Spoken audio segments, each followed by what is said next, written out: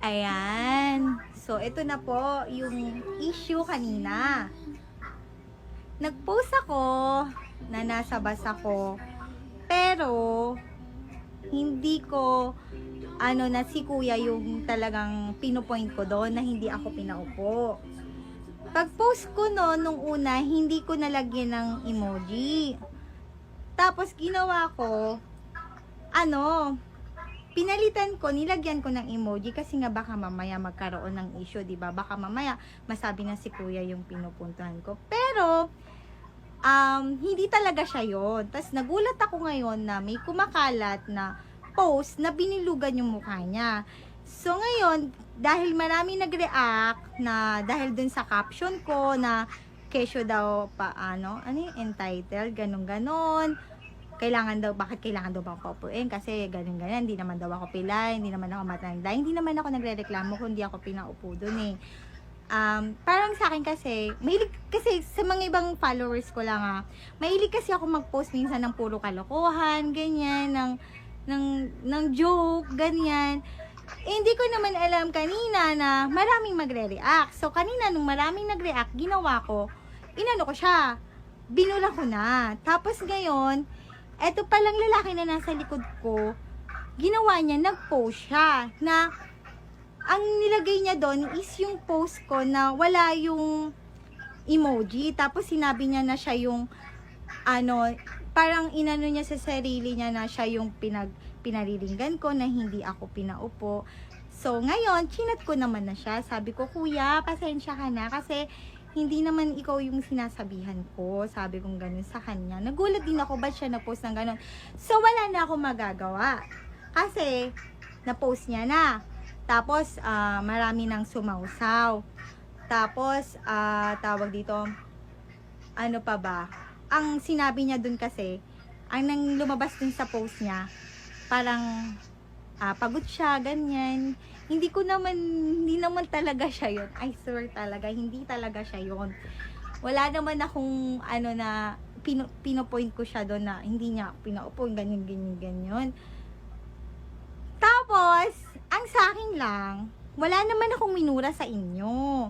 Hindi ko naman siya minura, hindi ko naman siya sinabihan ng mga pangit na salita, ganyan. Tapos, yung mga nag-comment doon, mga nakisawsaw, ayun, hindi naman sila mapipigilan.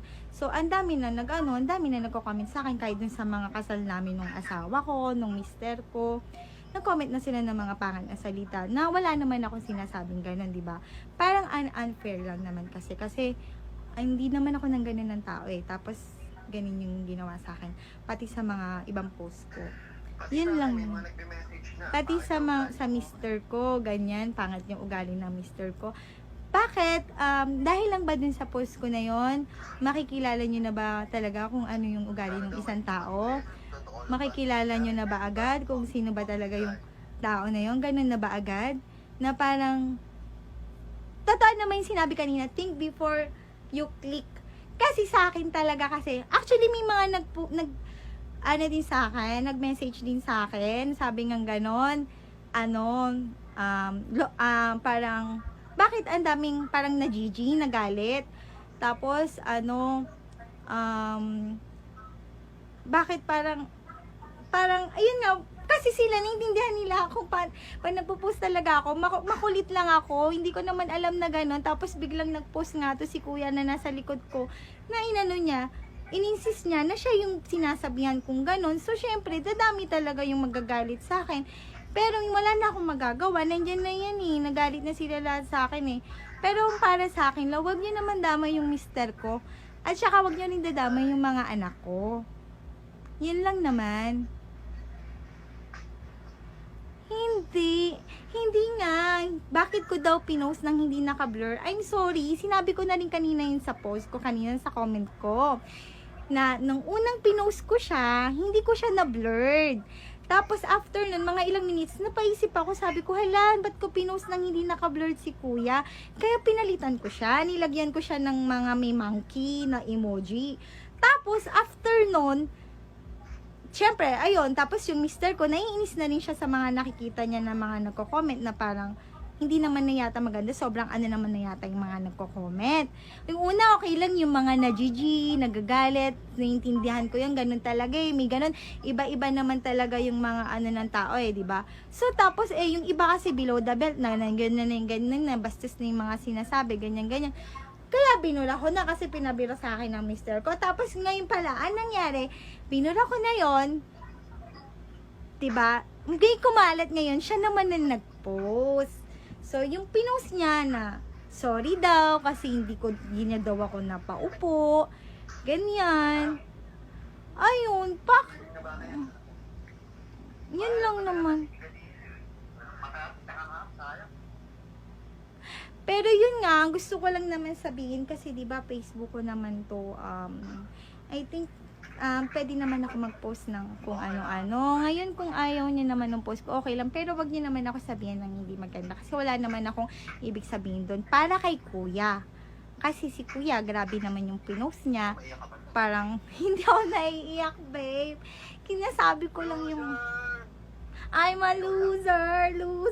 O, di loser na. Kaya nga nanghingi ng public apology, tsaka ng sorry. Apa! Joke lang! Kasi naman, baby, hindi ko po talaga siya binilugan. I swear to God. It's God. Wala na kasi gentleman talaga ngayon. Kaya wag sila mag-pretend na gentleman sila. Fuck them all. Saglit lang. Parang, sir to God, my God. Hindi ko talaga binulugan yun. Walang bilog yun, I swear. Ba't nagulat ako pero kumakalat na may bilog na? Hala? Hindi nag-post na nagbilog yung tao na yun. Ewan ko, hindi ko alam. Pero basta wala talaga akong binilog dun. Ewan ko, sabi niya, nagpapasikat daw ako. Ang babastos ng mga babae, pati yung mga babae, pati yung mga lalaki. Sobrang bastos. Actually, wala ka namang ginawa sa kanilang masama eh. What the fuck are they? Ang ina mga wala siguro hindi masaya ang buhay nila. That's why they're doing this. Ayun, yun lang naman yung gusto kong sabihin. Anyways, ang daming nanonood, 2.5k, ayan. Lahat sila galit sa akin. Hindi, sinabi mo lang to, wala na atang gentleman ngayon. Hindi, sabi ko nga, babe. Wala kang ibig sabihin, wala kang gusto i-open door. Hindi, Actually, nagpapatawa ka lang eh. Nagpapatawa ka lang sa post mo. kaya nga, sinong guy.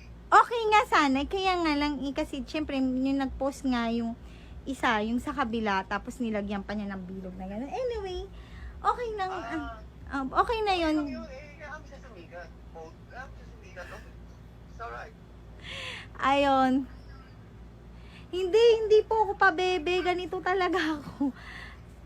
Basta yun na nga at least nasabi ko na. Public apologize ka. Bakit? For what? Wala kang ginawang masama. You did nothing wrong. Tangina. Oh my God. Tapos, yung kasal natin nababastos siya nga pala. Private mo yan. Maraming mga friendship natin comment na ng congratulations.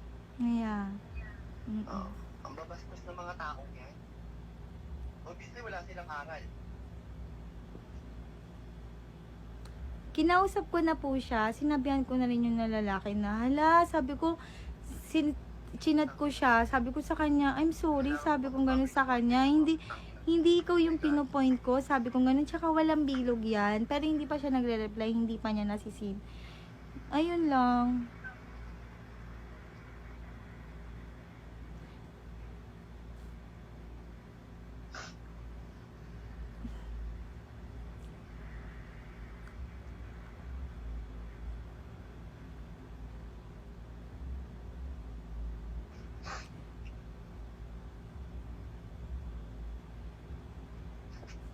Ayan, so, ito na, masasabi ko lang, hindi niyo kilala kung sino talaga ako,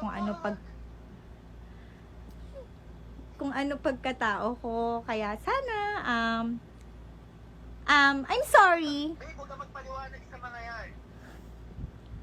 Oh my God. Hindi babe, sinasabi ko lang naman, para maliwanagan sila, although hindi naman talaga sila makikinig, at saka, syempre, iba-iba nga yung opinion ng mga tao. At least nasabi ko na yung side ko, di ba? Para alam nila, wag kang high blood, mas high blood ka pa sa akin. Ako na nga itong binabash eh.